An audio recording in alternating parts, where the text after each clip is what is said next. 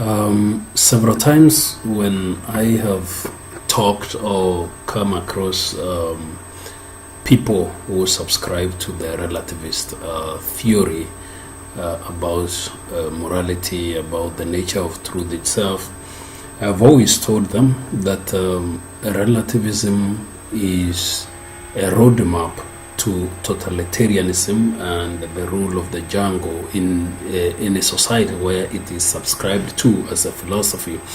And some people have asked me why I talk like that. Now, I'm going to briefly share why I think, not really I think, but any logical reasoning would inevitably lead to the conclusion that relativism is a roadmap to totalitarianism, to dictatorship of the strong.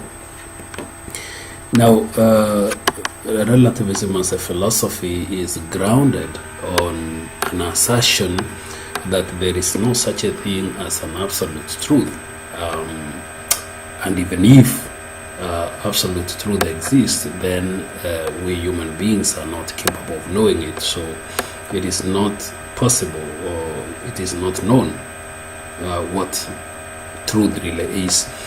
And this mostly would boil down to a way of rebuking religious people who argue that God has given us particular directions in life, and we can only stay within that course that God has dictated to us. So relativists would argue that in fact we do not know the will of God. We do not know what God has said, and therefore there is no way the church or anybody else can stand and say that this is God's will, and use that as a reason to rebuke any person or to rebuke any human being in their lifestyle or their choice of things that they do or not do in this world.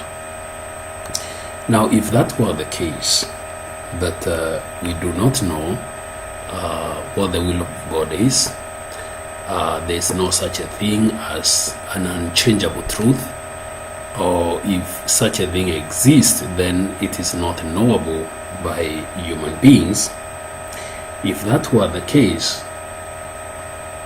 then this is how events would follow, or this is the logical sequence of things in how such a philosophy would translate into real life action and the effect it will have in a society of human beings.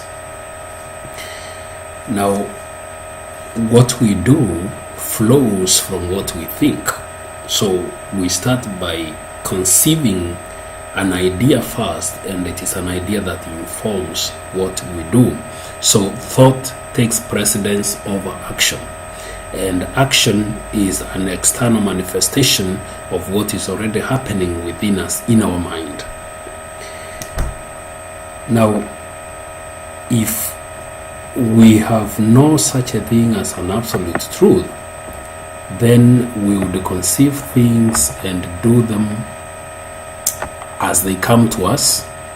We would have no fixed rule of judging issues, and we would have no fixed rule of not only judging ourselves but also of judging another person. The only rule of judging the goodness or the badness of what I'm doing is my own standard and what I feel about it, and whether I think it is useful for me or not.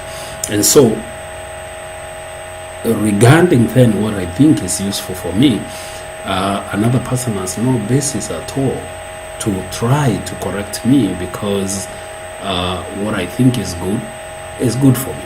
And even if the other person doesn't think it is good, that is his problem, because my standards and his or her standards are totally different, and therefore the other person has absolutely no basis to try to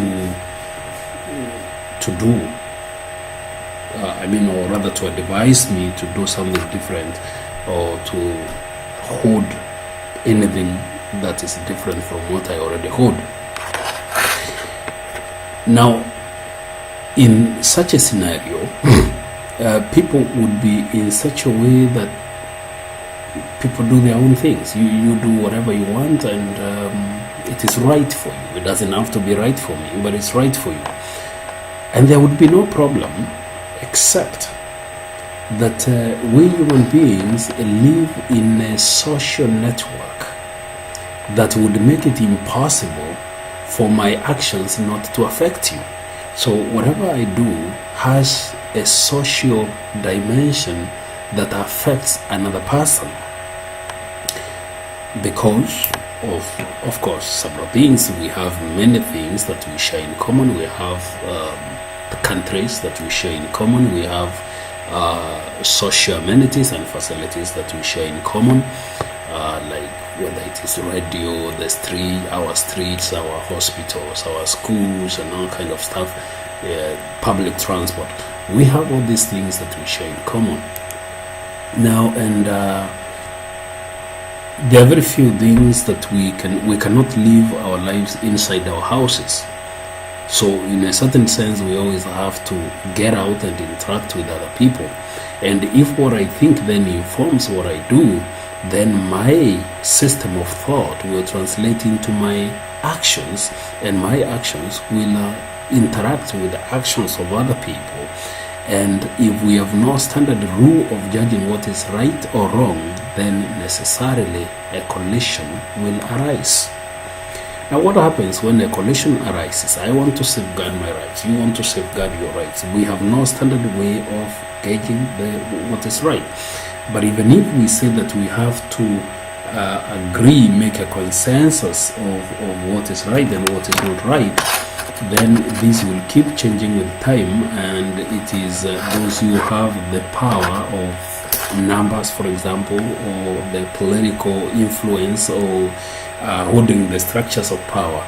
They are the ones who will be able to dictate then what will be the final end of what will be used as a canon of measuring the acceptable pattern of behavior. So in such a scenario, what we see is that the strongest will have his or her philosophy becoming the rule of judging other people. And so, what do we end up with? The strongest wins. And when the strongest wins, that is what we call, in other words, the rule of the jungle. The one who is the strongest will impose his or her system of thought on everybody else, and everybody else will have to follow. And where are we? In the jungle. Totalitarianism, dictatorship. And this is what Pope Benedict is talking about when he talks about dictatorship of relativism. And it can be seen clearly in our own